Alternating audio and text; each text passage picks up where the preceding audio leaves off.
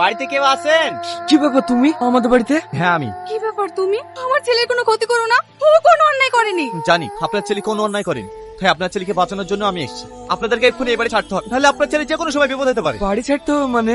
কারণ তুমি যে মেয়েটাকে ভালোবাসো তার বাপ তোমাকে মারার জন্য আমার বসকে 50 লাখ টাকা দিয়েছে। আমার বসের দলবল তোমাকে যেখানে পাবি সেখানে মারবে, তাই বলছি তোমার এই বাড়ি ছেড়ে দে, আমার সাথে চলো। কিন্তু বাপ, আমাদের আর্থিক অবস্থা এখন ভালো না, এখন আমরা কোথায় যাব? সে ব্যবস্থা আমি করবো, চলেন আমার সঙ্গে। না মা, ওর সাথে যাওয়া যাবে না। যে আমার ভাইকে মারতে এসেছিল সে আমাদের ক্ষতি করবে না, তার কি গ্যারান্টি আছে? যদি তাই হতো তাহলে তোমার ভাইকে আমি সেই দিনে মেরে দিতাম। তাই তোমরা আমাকে নির্ভয় বিশ্বাস করতে পারো। সালমা, আমার মনে হয় ছেলেটা ঠিকই বলছি, তুই আর অমত করিসনি। তুই তো জানিস তোর ভাই ছাড়া আর আমাদের দেখার মতো কেউ নাই। চ মা।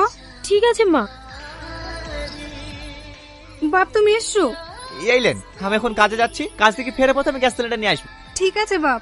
মা, খাবারটা চেক করে খাও, বিষ মিশানো থাকতে পারে। চলো বলো। আমি টনির বন্ধু। না, তুমি টনির বন্ধু না, তুমি টনি। তোমার এই কণ্ঠের আওয়াজ সবসময় আমার কানে ভাসে। তোমরা কেন আমার সাথে এমন অভিনয় করছো?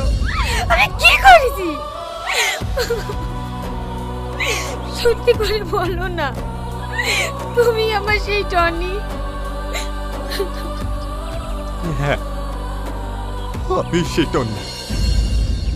সে তোমার যোগ্য না। কেন যোগ্য না? কারণ আমার গোটা বটে আগুনে পুড়ে ছারকার হয়ে গেছে, তুমি দেখলে সহ্য করতে পারবা না। তাই বলছি, তুমি আমার বন্ধুকে বিয়ে করে সুখী হও। না, এতদিন পর তোমাকে আমি কাছে পেয়েছি, তোমাকে আর হারাতে চাই না। তোমার যাই হয়ে যাক না কেন, তোমাকে আমি ভালোবাসি, তোমাকে আমি বিয়ে করবো।